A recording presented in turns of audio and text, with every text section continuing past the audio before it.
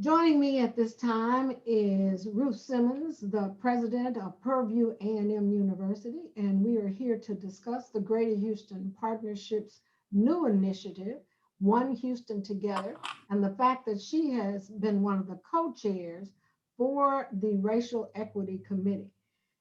Dr. Simmons, tell me what it's been like serving on that committee in the middle of the Greater Houston Partnership, because having been the first African American female to serve on that board, I know some of the challenges that you have to deal with, even in 2021. What has that journey been like? Describe it. Actually, it's been quite inspiring. And I guess mostly I would say it is because we're at a moment in time when people can finally voice the issue of racism and its impact on the community. And it's the first time I think I recall in my entire life that people dare to talk about racism, and then further with the partnership to dare to create a committee on racial equity. These are terms that we dared not use in the past. I've been very hopeful about that.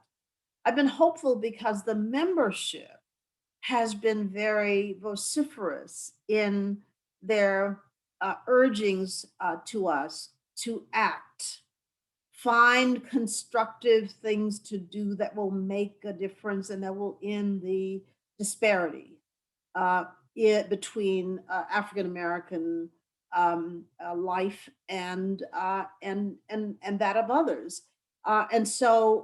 To me, the work is always hard. Don't get me wrong. To try to figure out what will have the biggest impact, the most important, bring about the most important changes. It's hard getting to that in a decisive way. But the fact that so many people are of one mind about joining together to affect change is, I think, a singular moment, frankly, in our history. Understanding that point, then, in reading the eight principles, how would you capsulate those eight principles? I would say, first of all, just to say a word about how we got to the idea of the principles. I think we have many different ideas about equity. We have many different ideas about what companies should be doing. So we thought it would be useful to have a common language and a common understanding of what it is we think important to do. That's number one. Number two, I tried to emphasize that growing up in Fifth Ward, in the shadow of downtown Houston, that our communities often cannot pierce the opacity of business actions. We don't know what they're all about. We don't know what they're trying to do. So we also thought that a set of principles like this would be a clear statement to the community of what we're actually trying to do. And so I would encapsulate all of those principles in the following way. Here is what we believe important for every single company to try to do. Here are the values that we believe that every single company that wants to do good for their communities should uphold. These are the goals that we think important for every business to try to implement. And so that common language, that set of values, and that visibility to the community, those are the things that we were trying to accomplish with these principles. In looking at the principles, they seem very global and very broad. They also use a lot of key buzzwords, but within the context, it mentions having measurable tools and policies. Talk about what you see will come out of those eight principles, either from the committee or the partnership. So, first of all, with over 1,000 businesses doing all kinds of different things, you can imagine that it's very hard to find common practices. What we wanted was not to exclude businesses. We wanted to have a general enough framework that many companies of all types could sign on to. And so you could even have nonprofits sign on to the principles. So they were deliberately meant to be general enough for many, many different types of businesses to be able to adopt them. Um, so what do we expect? We expect that in every sector there will be different kinds of actions and different kinds of goals. And what we want is for people to be cognizant of how important it is for them to measure what's been accomplished. And so what we want to do is collect that information and to have a kind of index for our city, so that people will be well informed about what is actually happening. So if you went back 20 or 30 years and you ask yourself, in regard to supplier diversity and so forth, and any number of different measures, and you ask yourself, how have we fared over a long period of time? It would be hard to come up with consistent data across sectors that will tell us what we've achieved in this area. And what we want to be able to do is to say to businesses coming to Houston, for example, this is the climate for diversity in business in Houston, because we think that will be a powerful statement to companies looking at whether or not to relocate to Houston. It'll be a powerful statement to people interested in relocating to the region to be able to see data that express what has actually been happening in diversity efforts. So that's the idea, is that we will provide a kind of template for people to be able to see what businesses are accomplishing. And what we learned during this process is businesses very much want that for themselves. They want to look at other businesses to see what they're doing. They want to borrow practices that have worked elsewhere. And so the data will help a good deal, because they'll be able to look at things that have worked and adopt the same things. We've learned from work that has been done elsewhere that that the cultural phenomenon is very important to doing this work. And so that means that the more people share ideas, the more they share values, the more they have common language, they begin to internalize the elements of diversity. And when they internalize that, it becomes a way of transforming culture. So people understand what you're talking about when you talk about diversity. Um, there are buzzwords, it's true, that people use in this space. But behind that is an effort, I think, to try to find a common way of expressing what we're trying to do. But you have to go deeper than that.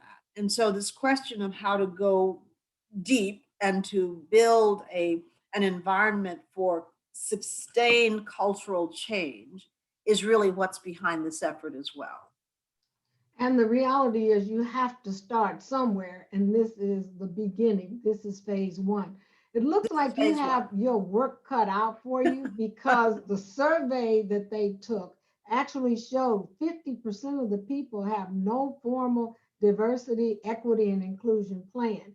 Right, 60% had no spending goals for diverse student, right. any kind of supplier contracting, even though the good news was 94% of them have started a DEI program, which was good, and 90% have active recruiting efforts to attract minority job candidates.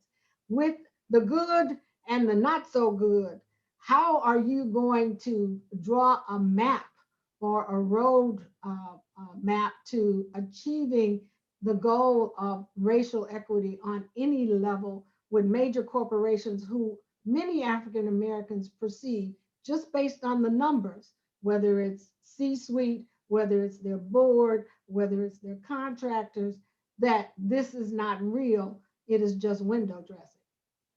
Right. So here's the thing that um, if you're standing outside of the company culture or corporate culture, um, you may be unaware of the fact that diversity has for some time been a bit of a third rail.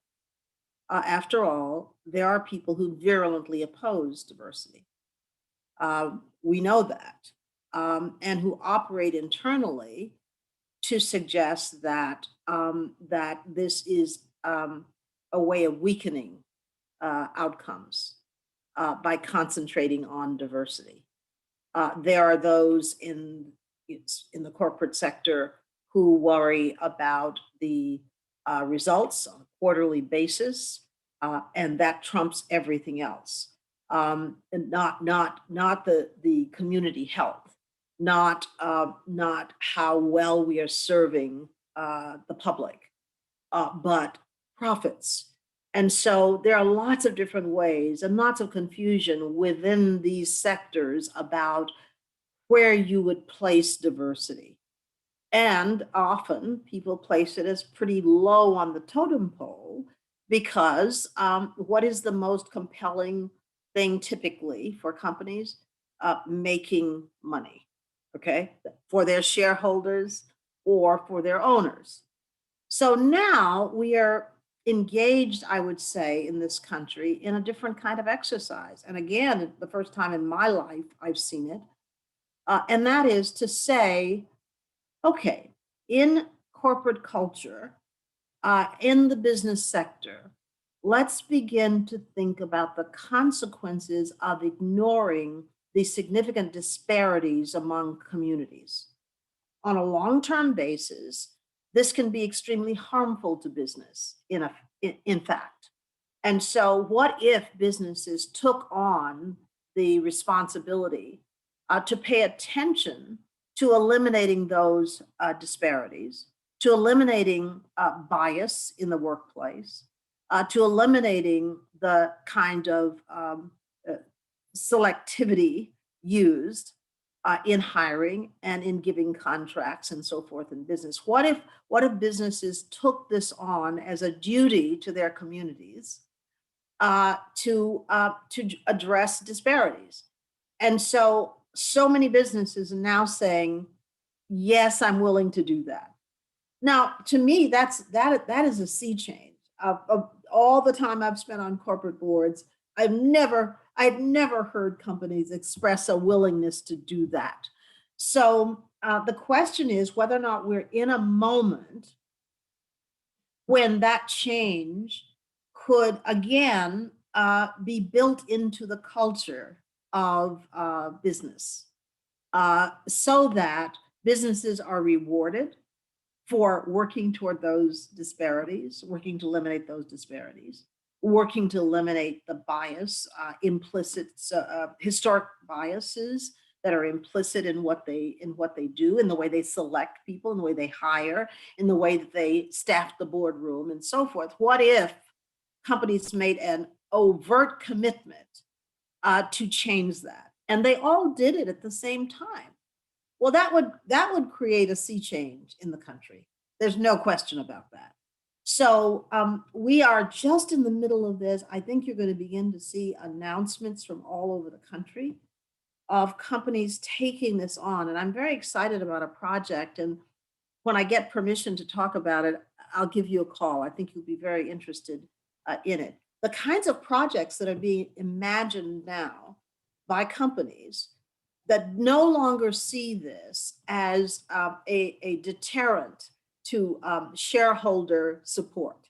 I remember once when I was on a corporate board and the company decided to do something for the community, there was a shareholder lawsuit filed against the company for taking company resources and actually trying to do good for the community. Okay. So it's not false to say that this has sometimes been an unpopular move with investors and with shareholders. And I think for companies now to take that on and to say, nonetheless, we're going to do that. And as long as they do that en masse, I think it's a movement that cannot be stopped. So I'm very hopeful that given the magnitude of what companies are now trying to do, the movement, I'll call it a movement that they're trying to create, that we're at a moment where we're going to make some very substantial progress in this area. The possibilities look great. The question is, when it comes to deliverables and outcome, what are your expectations? Well, my own expectations would be pretty high, of course. But I think that the expectation, I talk a lot about truth. We have lied to You ourselves. say, Ruth, the truth, right? We've lied to ourselves in this country for far too long. I think the outcomes need to be plain and simple so that people can judge for themselves. I've been warning for a long time because I'm in the university sector. I've been warning for a long time that the young people coming forward are not the same as people have been in the past. They are very judgmental about what companies do. They are very forceful in their insistence that companies hew to certain human values and so on. And that if companies really want to be competitive in the future, they're going to have to deal with these later generations that see life differently in terms of how they judge what they will be affiliated with, whom they will buy from, and so forth. So my best really desire is to see companies be truthful in divulging what they're doing and what the results are. Because once they do that, it's the power is in our hands to do whatever we need to do in order to change the future for our children. So that's number one. Other than that, I try not to be too prescriptive in this space. What I always say is don't worry about whether you have the perfect solution, because without doubt, you don't. So worry about whether or not you are working hard at it. Worry about whether or not you are innovating. Worry about whether or not you are taking action. And so I'm convinced that if companies take action, they're going to see some very good results, because what's harmful to diversity efforts is the lack of action, the lack of truth, the lack of sincerity in trying to do this work. If companies are serious about it and they begin to hire, they won't worry so much about making mistakes. So often companies are thinking, well, no, I can't hire that, Black person or that woman because they may not be good enough. There's something always in the way that American society treats African Americans and minorities and women, that there's always an asterisk. Yes, but can they do this and can they do that? So that minorities have to always move through their professions having to prove time and time again that they can do the basic things that have to be done. And so to eradicate that will take a lot of effort on the part of businesses, because you can't hire just one person who has to go through that. You have to be committed to hiring more. And you have to be committed to looking at the population that you serve. And so if you are a big company and you're getting a lot of your business from African Americans, if you're not looking very seriously at whether or not you have enough African Americans working in your company and moving through successfully to higher levels in your company, then you're failing as a company. So that's what I'd like. I'd like to see the data. I'd like to see people working hard. I want to see a lot of innovation in this space, because for all the time that I have spent worrying about this over decades. I still have not seen anybody who's gotten perfect at it. So there's a lot of room for improvement. And I think with so many different companies trying, that we can actually get to some pretty exciting results. Last two questions, and you can combine these. One is, what role should the community play in this effort? And then any closing comments you have. Well, first of all, the community has to pay attention. The easiest thing in the world for any institution is to go about its work without the public paying attention. That's that, then they can do whatever they want to do. The more attention we pay, the more questions we ask, the more we probe, the more we use our voices and our buying power, the more change we affect. So I would say what I've stressed more than anything in this committee work is how, I imagine myself back in Fifth Ward, and I imagine watching all of this, and I imagine what would be important to me. What would be important to me is to actually see what's happening so that I can judge for myself whether or not it is what it should be. But that disinterest that's a powerful, powerful antidote to progress. Okay, so if you want progress, the first thing you do as a citizen is you pay attention. If we want people to embrace diversity, the most important thing for us to do is to constantly ask what's happening, to constantly judge whether or not the results are what they should be. So those voices, it's very much like how we behave in universities. So in university life, if alumni say nothing, we're very happy because we can do whatever we want. But as soon as alumni organize and start saying, well, why aren't you doing this? And why aren't you doing that? We get busy and we respond. Companies need to respond to us. Okay, it is inexcusable that today the wealth gap between African Americans and whites is so enormous. It doesn't take a rocket scientist to figure out that the reason that wealth gap is so enormous is because of the history of racism and discrimination that Blacks have faced. And for every generation, when whites have been able to pass wealth on to their children and build up their assets, African Americans could not do that. They couldn't do it because they were enslaved. Then they couldn't do it because they were sharecroppers. Then they couldn't do it because they weren't given decent jobs. Then they couldn't do it because they were not given the promotions. And so we have a lot to overcome in this country because of the ways in which African Americans have been systematically held back. And the question for us now is, how can we make gains? How quickly can we make gains? Now, interestingly enough, there are a number of entities that are now focusing on that wealth gap and trying to do things that will make progress, definitive progress, by building wealth up in the Black community. And that's something that I think is all important in terms of ultimately being equal in society and having people really hear our voices. That concludes our interview. Any closing remarks? Well, I'm a bit of a Pollyanna, I confess. And so I'm very hopeful about this effort.